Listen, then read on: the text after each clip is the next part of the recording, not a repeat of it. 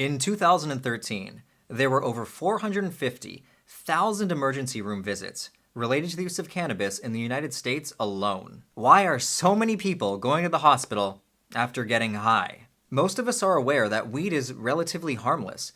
Arguably, no one has ever died as a result of consuming cannabis just on its own. There have been suicides. For example, in 2014, a Denver man jumped 4 stories to his death after eating a weed edible.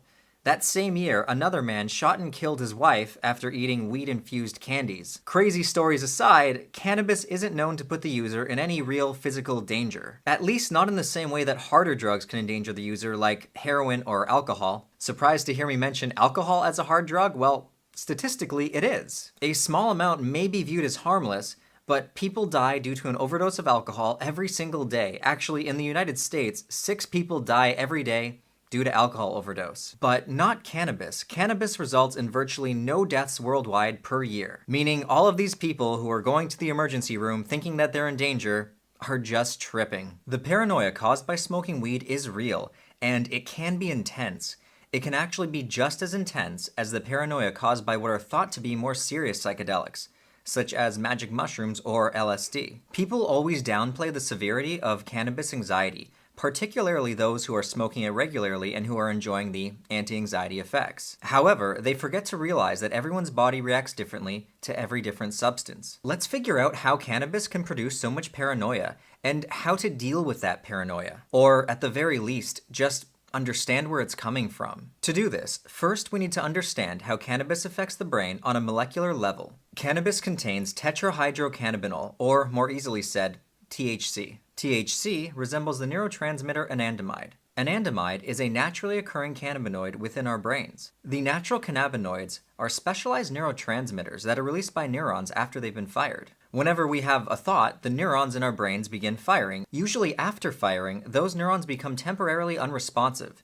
This is to prevent them from overreacting. Cannabinoids interrupt this process throughout certain parts of the brain, meaning when you smoke weed, your brain is becoming saturated with cannabinoid molecules. So when those neurons are firing, instead of becoming temporarily unresponsive after firing, they get set to like rapid fire mode. This translates into your thoughts becoming more magnified and more connected. In terms of anxiety, it can mean that when you begin thinking of an anxious thought, it can be extremely difficult to let go of that anxious thought. And the result can be that your anxiety gets magnified beyond rational levels, convincing you that there is something wrong, when actually the only thing that's wrong is you're just unable to let go of a ridiculous thought. There are also cannabinoid receptors in the areas of the brain that control short-term memory, coordination, and learning. If users find that these areas are becoming too stimulated, then this can also add to their anxiety. And since their thoughts are already magnified, any worries of losing control of their, coordination or thought processes can also be intensified,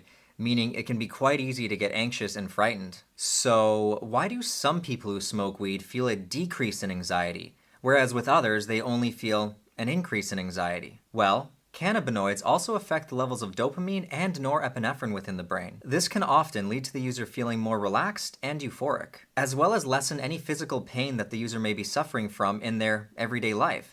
This is why cannabis is often an effective treatment for just pain relief in general. Furthermore, people who have been exposed to excessive stress and trauma have been observed to have fewer cannabinoids naturally in the brain. This could explain why THC has a relaxing and anti-anxiety effect in some people. In theory, the THC would replenish the regulatory compounds in those who are lacking them. This connection has been noted in certain individuals who are suffering from PTSD, which would explain why cannabis can be an effective treatment for PTSD. Considering what we know, it would be accurate to say that certain users who may be predisposed to certain anxiety disorders may have an increase of anxiety when cannabis is consumed. But in the same regard, that can be flipped on its head, and users who have certain anxiety disorders can actually feel a decrease in anxiety when cannabis is consumed. There really is no way to theoretically tell which person you are. You really just have to try it and see which way you feel. We also have to keep dosage and setting in mind. If you are in an uncomfortable place in your life, or you're just having a bad day, or you're just in a really shitty environment and you don't feel safe where you are, and say you go and smoke some pot, that's going to greatly affect the outcome of what kind of a high you're going to have. Also, a lot of the time people feel overly anxious because they simply smoked too much weed or they ate too much weed. Finding the right dose for you can drastically reduce the amount of paranoia that you experience. Different strains can play a big role in the experience as well. If you are prone to anxiety, try a low THC and a high CBD strain of weed. CBD is a non-psychoactive compound that combats the psychoactive effects of THC. This can result in a calmer, more chill experience. But let's just forget about all that stuff for a moment. What steps can a person take to help them out of an experience when they're just waist deep in that paranoid anxiety? The most simple answer is often the best answer. Just don't do anything. Simply sit down and breathe. Take deep and calculated breaths. Count your breaths in and out. Try breathing in slowly for 5 seconds, hold for 2, and exhale for 5 seconds. It is important that you count.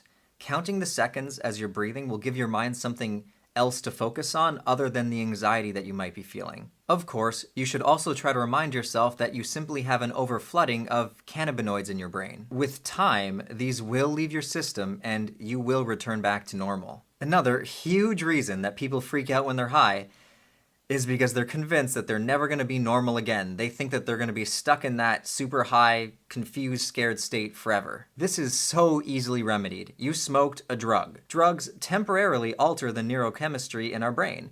They don't permanently change that neurochemistry. Well, at least cannabis isn't proven to change it permanently.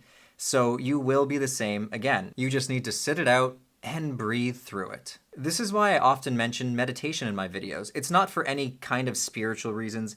It's actually for practical implication. It's simply good training to have that you can fall back on when you're stuck in an uncomfortable situation. For example, if you want to fight in the octagon, you need MMA training. How do you expect to handle yourself in mentally challenging situations without the proper training? Learning how to let go and just observe your thoughts instead of attaching yourself to each thought is having the proper mental training. Also, just having the discipline to sit quietly and meditate for even 15 minutes a day is mental training. And this training can be absolutely invaluable to have if you're ever stuck in a very difficult psychedelic experience. And don't get it twisted, cannabis can be very psychedelic. Don't underestimate the psychedelic effects of weed, especially in regards to edibles. I mean, it should be noted that the suicides that usually do happen are because of edibles. Simply because when you're smoking, you're aware of how much you're smoking at a time. When you eat cannabis, often looks can be deceiving. You think you just had like a tiny piece of a brownie or just one gummy,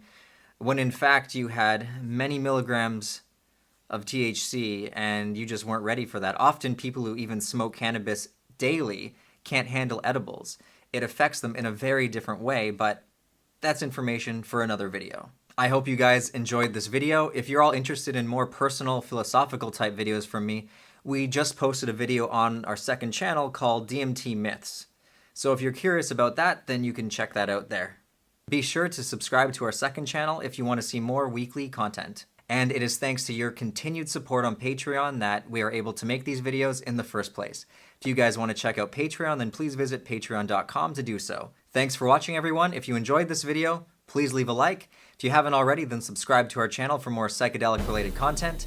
Till next time, take care, guys.